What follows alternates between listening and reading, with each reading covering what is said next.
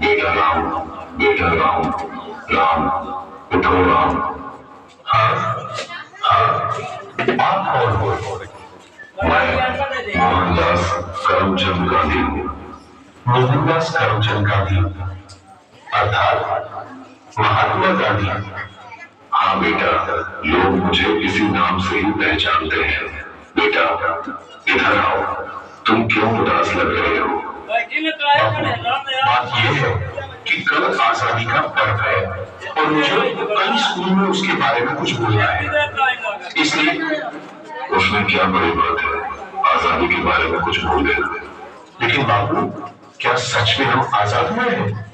तू ऐसा क्यों बोल रहा है? चलिए बाबू, मैं आपको कुछ दिखाता हूँ। देखिए बाबू, उस घर में।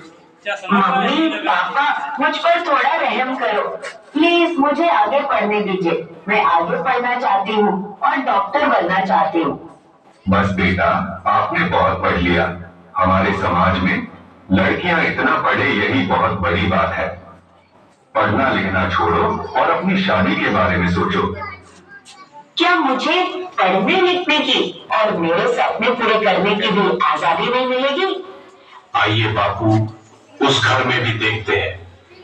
मेहरबानी करके आप ये व्यसन छोड़ दो और घर में भी ध्यान दिया करो। अब हमारे घर में खाने के लिए अनाज का दाना भी नहीं है। वह सब कुछ मुझे नहीं पता, बस मुझे पैसे दो। मेरा शरीर कांप रहा है और दिमाग काम नहीं कर रहा है। अब जल्दी पैसे दो, मुझे देर हो रही है। नहीं, ये पैसे मैं नहीं दूंगी। ये तो बच्चों की किताबें लेने के लिए रखे हैं। चुपचाप मुझे पैसे दो और यहाँ से हटो, मुझे जाने दो। हे ईश्वर, मेरे पति की इस व्यसन की आदत से मुझे कब आजादी मिलेगी? बाबू, और आगे चलिए, मैं आपको एक रिश्वतखोर अधिकारी बताता हूँ। साहब, कई दिनों से मैं आपकी ऑफिस के चक्कर लगा रहा हूँ, अब तो मेहरबानी करके मेरा काम कर दीजिए। अरे भाई, कितनी बार बोलूं तुझे, तेरा काम बहुत कठिन है और बड़े साहब मना कर रहे हैं। तुझे जो समझाया है ऐसे करो ना भाई। लेकिन साहब, मेरे सभी कागज ठीक है और मैं अपना हक पाने का हकदार हूँ, तो मैं रिश्वत क्यों दूं? अब तो सत्यवादी हरिश्चंद्र बनकर तुम्हारी सब फाइलों को लेकर इधर उधर फिरते रहो, जाओ, तुम्हारा काम नहीं होगा। हे ईश्वर, हमारे जैसे ईमानदार लोगों को ऐसे रिश्वतखोर अधिकारियों से कब आजादी मिलेगी? चलो बापू आगे। अरे भैया, ठीक से तो माफ किया करो। गेहूं और चावल तो मिले, पर दूसरी चीज कहाँ पर है? अरे भैया, आपको जल्दी आना चाहिए ना। बाकी सामान तो सब खत्म हो गया है। आगे से ही कम सामान आया था, उसमें हम क्या कर सकते हैं? आपने तो कल ही सामान देना शुरू किया है, तो खत्म कैसे हो सकता है? अरे यहाँ से निकलो भैया, और लोग भी लाइन में राह देख रहे हैं। आपको जो शिकायत है वह बड़े अधिकारी से जाकर करना। हे भगवान, हम गरीबों को ऐसे अनाज की तस्करी करने वाले लोगों से कब आजादी मिलेगी?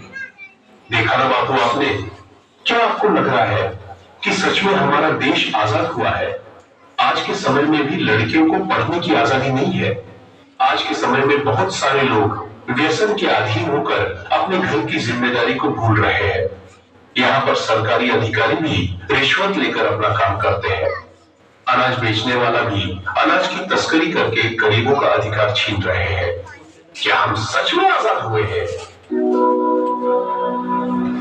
हमें देखनी है आजादी हर हाल में, हमें देखनी है, हमें देखनी है आजादी।